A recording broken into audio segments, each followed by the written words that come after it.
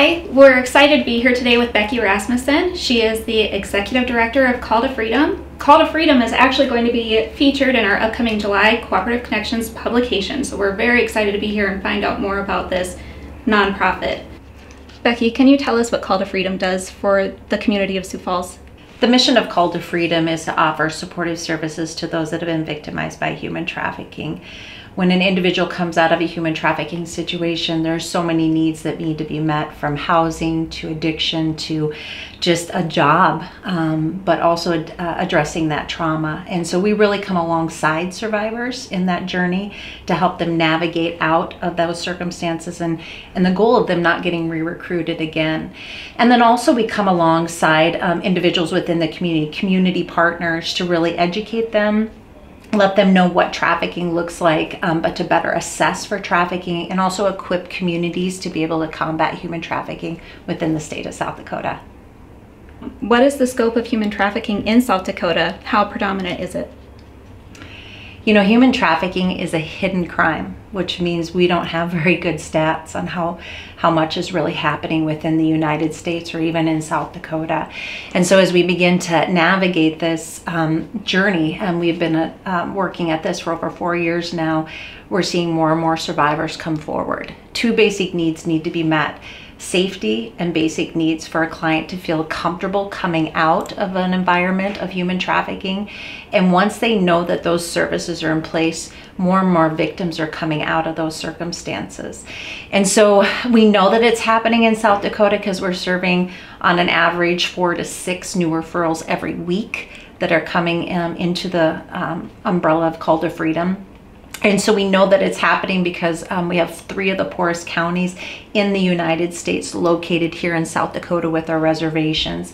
We have I-29 and I-90 that has a lot of different traffic between North Dakota, Minnesota, Wisconsin, Nebraska, and anytime you have that kind of interstates going through communities, you have that facilitation of potential business as far as drugs, human trafficking. And then we have events. So we have the Sturgis Rally, and then we also have hunting season. And when you have large groups of people coming for events, you also have that need to facilitate business. And so human trafficking is happening within those umbrellas as well.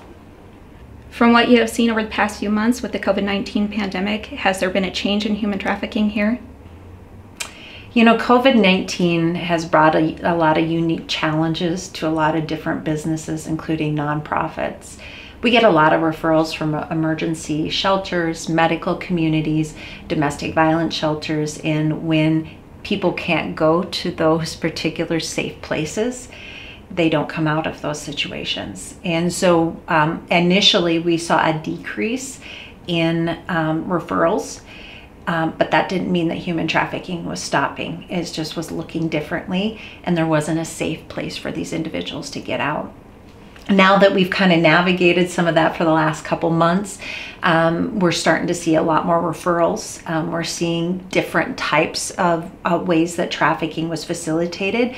When traffickers don't have access to victims, as far as face-to-face personal contact, they begin to go more online. They begin to in the forms of pornography, recruiting through social medias. That has always happened, but I think we have seen an escalation in that facilities and how predators are targeting trafficking victims. And if trafficking victims don't have a safe place to come, they're not going to get out. What are some key signs to look for if you suspect someone is a victim of human trafficking?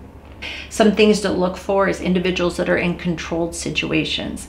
How a trafficker keeps a victim or recruits a victim is by controlling their every move. So taking their personal identification, you're going to see tattoos. They will actually tattoo their property. You'll see tattoos that say property of, or certain type of symbols of tattoos in different areas of individuals' bodies. One of the reasons why they do that is they tell that individual, if you ever leave, we'll find you in any state you go to any city you go to, because you're now our property. The gangs that are related to this, or the organized crime that's related to this or involved with this, are going to know the signs that are on you and are going to be able to track you through those signs as well. Also, individuals where if they have physical bruises. Traffickers have gotten smarter. They do a lot more what we call coercion. So they'll control them through addictions. They'll control them through keeping their money. They'll control them through keeping their housing. But you also have those that use that physical abuse. Are there key signs to look for when identifying a possible predator? So, organized crime looks really different. So you have to have three components in order to facilitate trafficking. You have to have somebody who's buying, you have to have somebody who's a business person, and you have to have somebody who's the victim. The buyer dictates what the business person who is the trafficker recruits or goes after. So if you have a buyer who wants a blonde-eyed, blue-haired girl, guess what the trafficker is going to get? So I say that because traffickers don't fit one persona. You will see traffickers who are gang related. You will see traffickers who are family members. You will see traffickers who are coaches. You will see traffickers that are actual teachers, law enforcement. It depends on political parties. There's different individuals who are in this trafficking ring. You have the ability to make money. And I remember sitting down with law enforcement when we first started, and I said, how do we get smarter than these traffickers? And they said, Becky, this is business. They pass this on generation. So that means that it doesn't fit one economic size. It doesn't fit one stereotype. They come in many different ways because it's facilitated to different groups. And what can the public do to help confront this issue? Yeah, get educated. Learn the signs, know how to identify trafficking, and if you see something, say something. There was a case in South Dakota in 2013 that was prosecuted for labor trafficking around the Chamberlain area, and it's because a community member saw something that just didn't look right.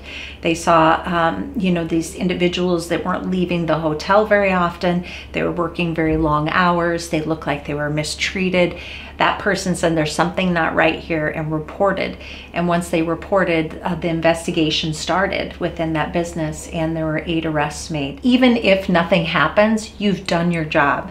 Law enforcement will say report something. If you think something doesn't look right, it's their job to follow up on it. What are some safety tips that you can recommend for kids, for parents, that we can be more aware and prepared?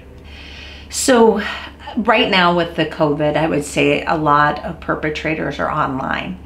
They can't have that face-to-face contact, and it's limited from what they were able to have before. So parents, be involved with your kids.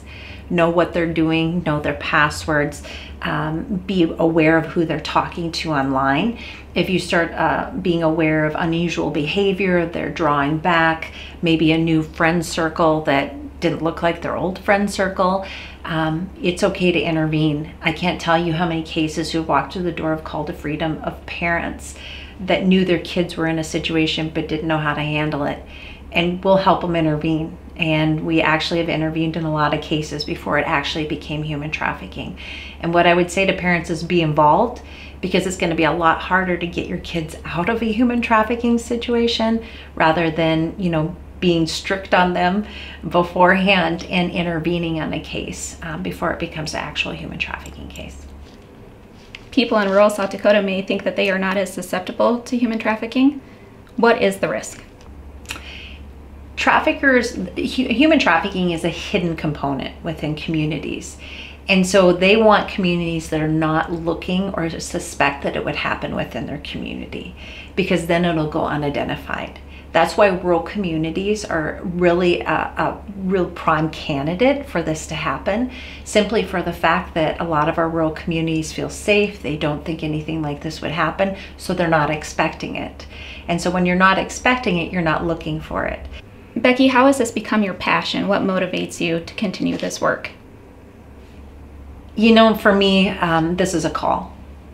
This isn't something that I would one day wake up and say, I want to, combat human trafficking. It's very difficult work. And it's been made very clear to me that I'm called to this work. And I always feel if I'm called to something, I'm equipped to do it. And so not only does that call drive me, but also those that we serve. The individuals we serve have the ability to navigate and survive situations that I don't think 90% of our community could. and they inspire me every day. Because they overcome circumstances, they survive, and they become empowered, and they make change once they can get the help that they need. Becky, thank you so much for taking the time to speak with us today about this very important issue.